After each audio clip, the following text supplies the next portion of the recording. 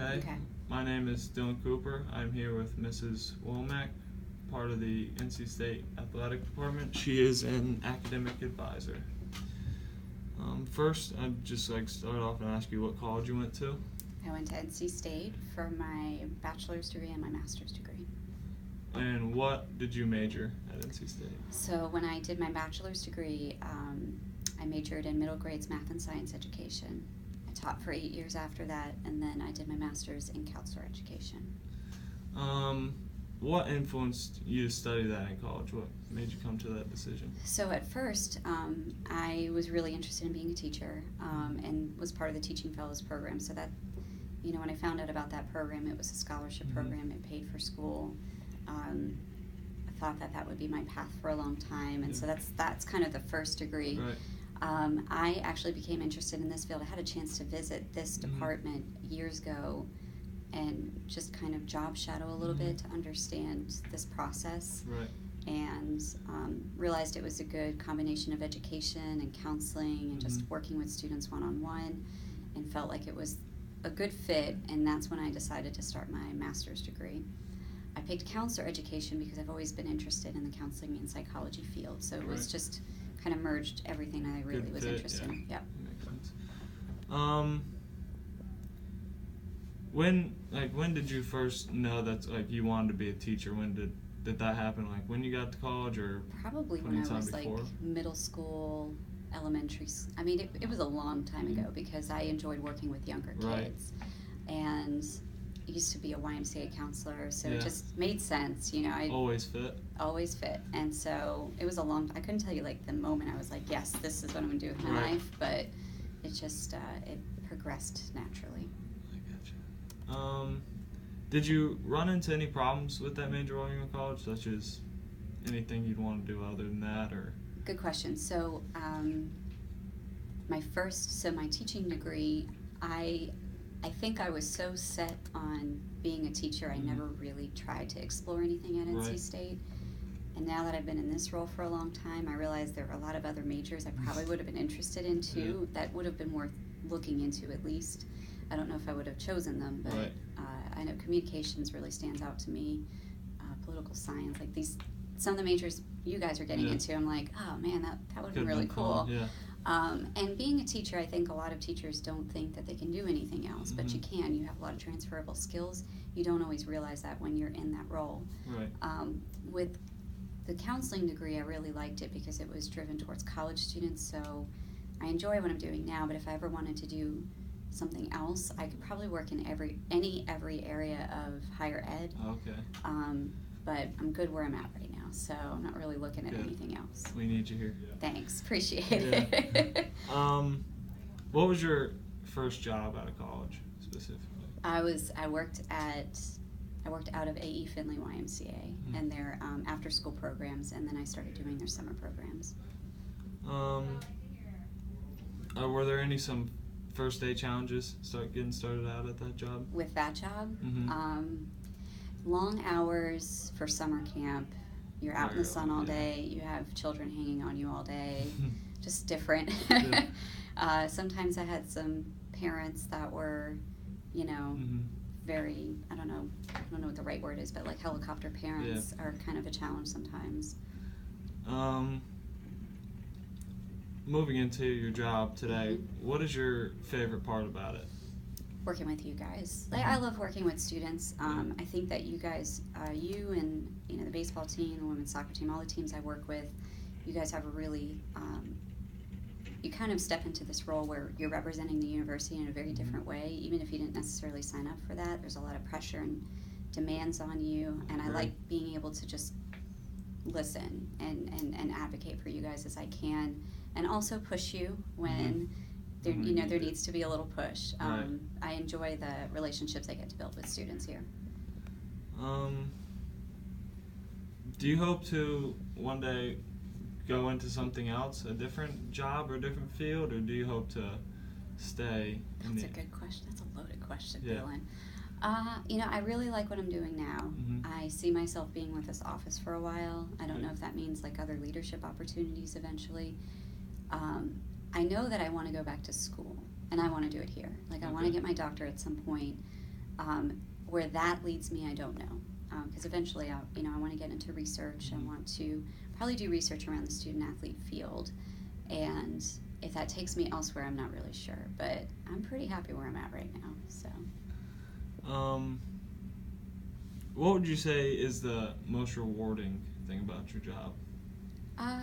Okay, so probably the most rewarding thing would be seeing you guys and gals grow from the time you get here on campus or the time I start working with you until you graduate. Right. And then sometimes beyond that, I'll hear from former students Mhm.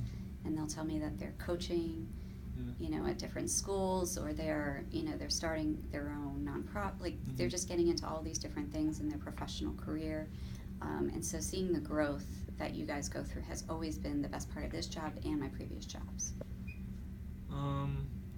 So some students may react differently to how you talk to them or what you say they need to do. So what would you say some of the main characteristics you need to have to be an advisor? Patience. Well, first of all, you have to like students. Mhm. I think I've, as a teacher and as an advisor, I've met people who just, they weren't very student friendly or approachable, and Right. you have to have that characteristic. You do have to have a lot of patience. You don't know the issues that Mhm. students will bring up as they walk in the door every week Mhm. or every day, and so just also being on your toes and thinking ahead. I know when we meet, or when I meet with any of your teammates, we're Right. thinking a week or two ahead. Mhm. Always. So knowing the details that we have to know right now, but also like knowing the details for 2 weeks later and being able to project out. And then being willing to kind of, I guess the right way to put this would be there, yes, there's probably a good resource out there, Mhm. but always being willing to look past one resource and finding alternate resources as Right. well. Problem solving just isn't just a one step. Right. It's Yeah, always it's like we might have to take it multiple to another steps. Mhm. step, or we might have to consult with a colleague on how to move forward with a specific issue. And then the other thing is making sure that I'm not caring more than the student. And that is hard because we want you guys to do really well. But if the student doesn't care Mhm. and we care too much, it doesn't help. It doesn't motivate the student. And so really trying to find a good balance with that too. That brings up a good point, I think. What if you have a student that you can tell doesn't really care as much, what do you do personally to try to Personally, motivate them? I try to understand what motivates them because obviously school may not be Yeah. what motivates Yeah. them. Sometimes I will consult with the coaches. Mhm. Actually, most of the time I'll touch base with the coaches just to see like how are you motivating them on the field or in the pool or whatever Right. their sport is. I'll call their parents sometimes. We have a release form where we can touch base with parents, and I think that they're still part of the support system because sometimes the motivation, it may actually stem from an issue the student is experiencing that they can't get past. Right. And if I can't figure out what it is, I'm going to try to find out Mhm. what it is so I can help them. And then figuring out, okay, here's what the issue is, connecting with the right resource. The right resource may not Yeah. be telling coach things aren't going well and Yeah. then coach is upset. The right resource might be, hey, why don't you go talk to the sports psychologist or go to the counseling center or go to the career development center, whatever it might be. But sometimes you have to dig deep to figure out what's really going on. How did you, I guess, run into or get the job that you have today? Good question. So I was lucky enough that I had a contact who used to work in this office. When I met with him and really shared that I was interested, he found a way for me to have a graduate assistantship in the office while I was finishing my counseling degree. Right. At the end of that year, there were no full-time jobs in this office, and there were actually very few full-time jobs anywhere. It was about when the economy was kind of Right. crappy. And so I took that summer and applied everywhere for anything. So it wasn't just athletic advising. I applied for like admissions counselor jobs, anything that fit within higher ed. Right. And Elon had an opening eventually where I worked with 7 Sports. So I got to go to Okay. Elon, and I had to, Big time. all the people in this area know each other, so it kind of helps.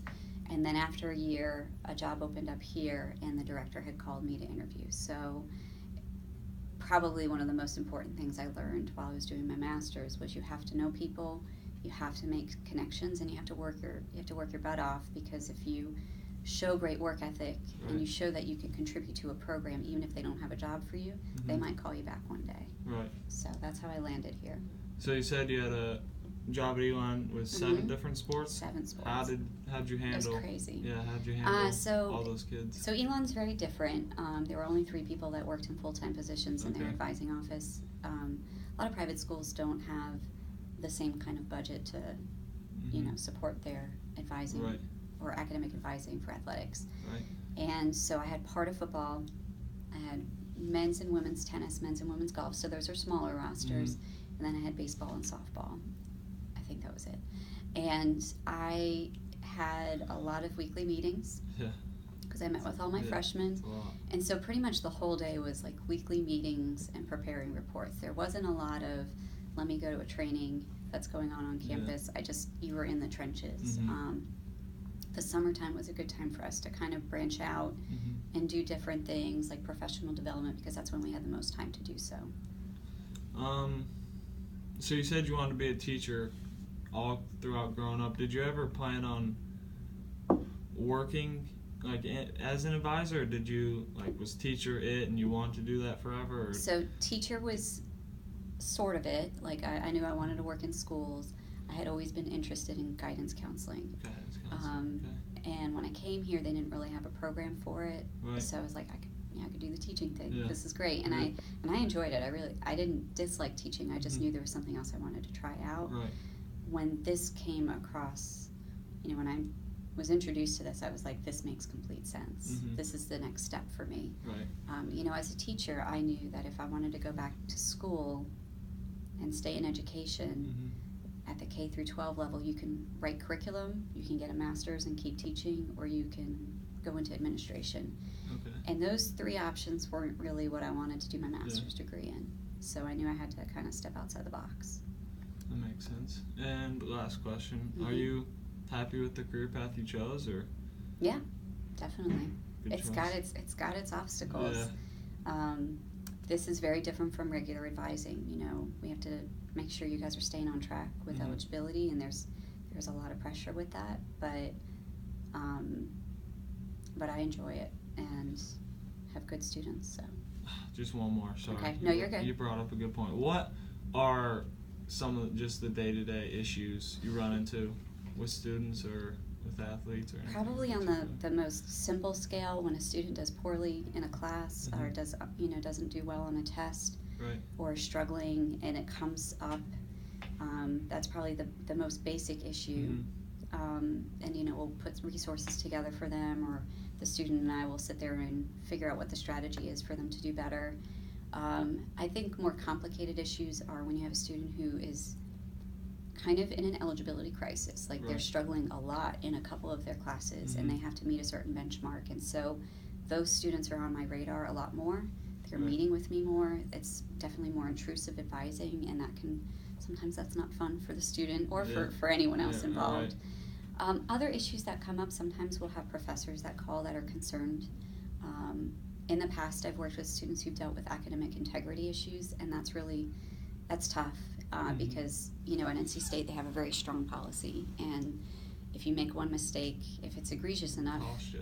you can get Mhm. suspended. So I've kind of gone through that with students, and we really only serve as, kind of a sounding board for that. It's Right. the professor's discretion what they decide to do.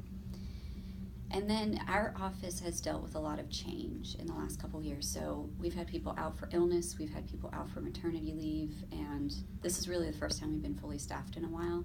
When someone's out, they have to spread their sports around to everyone else. Oh, so you get a majority. And so, you're already busy, Right. but you need to serve all the other teams, and you have to learn them very quickly. And so we've had a lot of that happen in the last couple years. So Right.